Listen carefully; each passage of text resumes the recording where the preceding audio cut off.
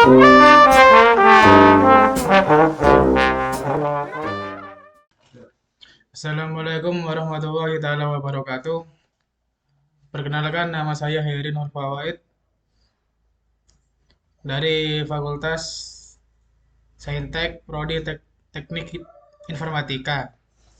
NIM 20 22 50 30 78.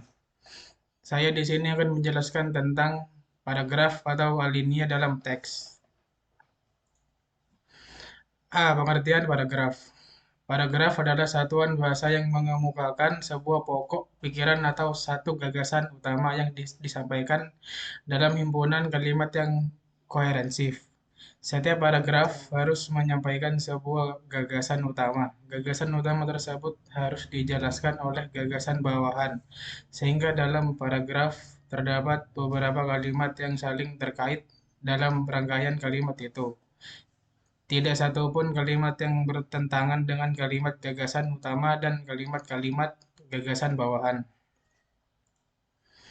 Contoh paragraf. 1. Sampai selamanya selalu memusingkan. 2. Berkali-kali masalahnya diseminarkan dan berkali-kali pula solusinya dirancang. 3. Berbagai keterbatasan tetap menjadikan sampah sebagai masalah yang pelik. 4. Pada waktu diskusi atau seminar sampah berlangsung, penimbun sampah terus terjadi. 5. Hal ini mendapat perhatian serius karena masalah sampah berkaitan dengan pencemaran air dan banjir. Dari kalimat dalam paragraf di atas membicarakan soal sampah, sehingga topik dalam paragraf ialah masalah sampah. B. Fungsi paragraf. Paragraf yang berupa himpunan kalimat saling terkait dalam mengemukakan gagasan utama yang berfungsi penting bagi penulis paragraf dan bagi pembaca paragraf dalam teks. Fungsi paragraf bagi penulis. 1. Memudahkan pengertian dan pemahaman dengan menceraikan satu tema dari tema yang lain dalam teks. 2. Merupakan wadah untuk mengungkapkan sebuah ide secara tertulis. 3. Paragraf harus memisahkan setiap unit pikiran yang berupa ide sehingga tidak terjadi percampuran di antara unit. 4. Paragraf dapat dimanfaatkan sebagai pembatas antara bab karangan. Fungsi paragraf bagi pembaca. 1. Pembaca dengan jelas memahami gagasan utama paragraf penulis. 2. Pembaca dengan mudah menikmati karangan secara utuh. 3. Pembaca dapat belajar bagaimana cara menarik untuk menyampaikan sebuah gagasan dalam paragraf tulis. 4. Pembaca merasa tertarik dan termotivasi dengan cara menjelaskan paragraf bukan hanya dengan kata-kata, tetapi juga dengan gambar, diagram, grafik, dan kurva. C. Persyaratan paragraf yang baik dan benar. 1. Kesatuan yang kompak. Ialah sebuah kalimat yang harus mengemukakan satu tema yang jelas. 2. Koherensi yang padu. Yaitu sebuah kalimat dalam paragraf yang saling terkait dalam paragraf. 3.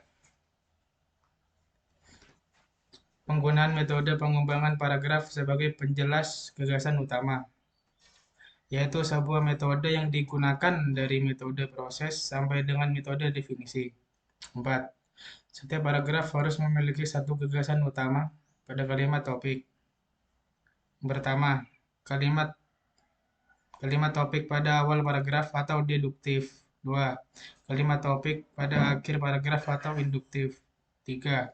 Kalimat topik pada awal dan akhir paragraf atau deduktif induktif. 4. Kalimat topik pada tengah paragraf atau deduktif. 5. Kalimat topik pada semua kalimat dalam paragraf atau ineratif. 5. Penulisan paragraf harus memerhatikan kaidah satuan bahasa yang lain, seperti ejaan, tanda baca, kalimat, diksi, dan bentukan kata. 6. Penulis juga memperhatikan jumlah kata dalam sebuah paragraf, yaitu jumlah kosakata paragraf antara 30 sampai 100 kata dan jumlah kalimat minimal 3 kalimat. D. Jenis paragraf diperhatikan dari satuan karangan. A. Paragraf pembuka. Paragraf yang terdapat pada awal karangan sebagai pengantar pokok pikiran penulis yang terdapat pada bagian pendahuluan. B. Paragraf isi. Paragraf yang terdapat pada awal karangan sebagai pengantar pokok pikiran penulis yang ditempatkan pada bagian pendahuluan. C. Paragraf penutup. Paragraf yang menyimpulkan atau mengakhiri sebuah karangan, yaitu bagian penutup atau kesimpulan. Jenis paragraf diperhatikan dari sudut pandang sifat tujuan karangan. A. Paragraf eksposisi adalah jenis teks yang berisi informasi dan pengetahuan yang disampaikan secara singkat, padat, dan disertai pendapat atau argumen dari penulisnya. B. Paragraf argumentasi adalah salah satu jenis pengembangan paragraf dalam penulisan yang ditulis dengan tujuan meyakinkan atau membujuk. C. Paragraf deskriptif adalah sebuah tulisan atau karangan yang menggambarkan suatu objek berdasarkan hasil pengamatan, perasaan, dan pengalaman penulisnya. D. Paragraf naratif adalah jenis paragraf yang menampilkan peristiwa secara kronologis dan memiliki alur gagasan yang pasti. E. Paragraf persuasif adalah sebuah paragraf yang berisi pernyataan untuk mendorong atau mengajak seseorang untuk mengikuti keinginan penulis. Jenis paragraf diperhatikan dari posisi, kalimat, topik dalam paragraf. A. Paragraf deduktif adalah suatu jenis paragraf yang menempatkan kalimat utama atau kalimat topik terletak pada awal paragraf. B. Paragraf induktif adalah paragraf yang kalimat utamanya berada pada akhir paragraf. C. Paragraf deduktif induktif. Paragraf deduktif memiliki ide pokok di awal dan menyampaikan gagasan dari yang umum atau luas ke hal yang khusus. Sedangkan paragraf induktif memiliki ide pokok di akhir dan menyampaikan gagasan dari hal yang khusus ke hal yang umum atau luas. D. Paragraf inaratif adalah paragraf yang memiliki ide pokok di tengah-tengah paragraf. Paragraf tanpa kalimat topik adalah paragraf tanpa kalimat topik yang dikembangkan melebihi satu paragraf. Jenis paragraf diperhatikan dari cara atau metode pembangunan paragraf. Pertama, paragraf itu menerangkan. Yang kedua, paragraf itu merinci. Yang ketiga, paragraf itu ada contohnya. Yang keempat, paragraf itu ada buktian. Kelima, paragraf itu ada pertanyaan. Yang keenam, paragraf diperbandingkan. Paragraf perbandingan. Yang ketujuh, paragraf sebab dan akibat. Paragraf pembuka. Paragraf pembuka adalah paragraf yang mengawali sebuah penulisan karangan dengan mengantar pokok masalah dalam bagian pendahuluan karangan. Bagian yang harus diperhatikan dalam menyusun paragraf pembuka ialah 1. Paragraf itu berfungsi mengantar pokok masalah karangan. Kedua, paragraf ini sanggup menyiapkan pikiran pembaca pada pokok masalah yang akan dijelaskan. Ketiga, kata-kata dalam paragraf ini hendaknya menarik perhatian pembaca sehingga mudah memahami pokok masalah yang akan diuraikan. Paragraf isi.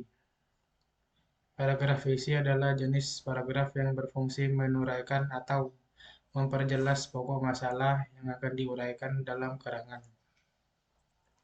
Hal yang mesti diperhatikan dalam membuat paragraf ini diantaranya 1. Mengemukakan pokok masalah dengan jelas dan eksplisit. 2. Perlu dijaga keserasian dan kelogisan antar paragraf. 3. Memperhatikan hal teknis penulisan seperti kutipan, sumber, penggunaan bagian diagram, dan grafik kurva.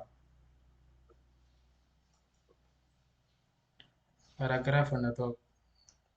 Paragraf penutup adalah paragraf yang letaknya di akhir sebuah karangan. Paragraf berfungsi sebagai penutup terhadap sebuah karangan. Hal-hal yang perlu diperhatikan dalam menyusun paragraf penutup ialah: satu, paragraf ini tidak boleh terlalu panjang dan tidak begitu saja memutuskannya. Dua, paragraf ini ditampilkan sebagai cerminan sebuah kesimpulan.